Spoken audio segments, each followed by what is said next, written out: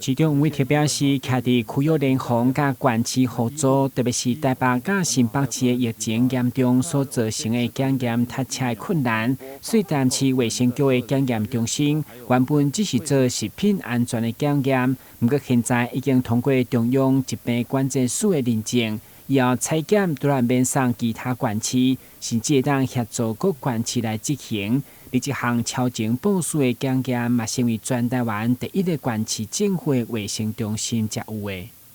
因为以前常常需要南部第一个缺乏设备、缺乏人力哈，我们在台南成大奇美，它就可以做这个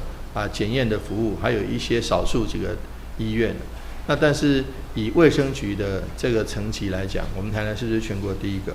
那目前为止建制的这个人力哈。跟这个机器设备，我们不用再多花钱，把原来的卫生局的检验中心，它的人力跟这个机器设备来转化。现在大概初期可以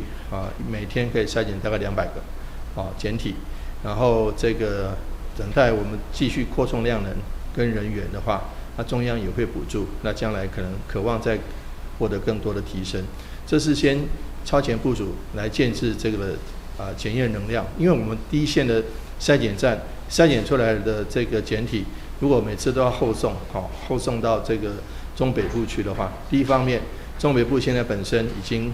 疫情相对的严重，那所以他们本身的筛检量能都已经几乎被塞满了。如果再容纳这个我们的检体，可能会延误了这个防疫的时间。那一旦案例还没有确诊，你就很难再做其他的匡列后续的动作。所以为了避免这个塞车，我们自建量能，那将来可以在最短的时间内，有确诊的这个是不是确诊的结果会出来。那检验的结果出来之后，后续的这个防疫工作以及清消工作以及这个相对应的治疗工作，可以顺序展开。县市政府的卫生局的检验中心通常是以食药为主，平常业务是以食药为主，所以要把它转做COVID-19 的这个核酸的检验是需要一点时间跟认证的，是需要中央CDC 认证的，所以我们在很快的时间内把人力物力建制起来，所以在5月28日已经正式通过 CDC 的认可，我们是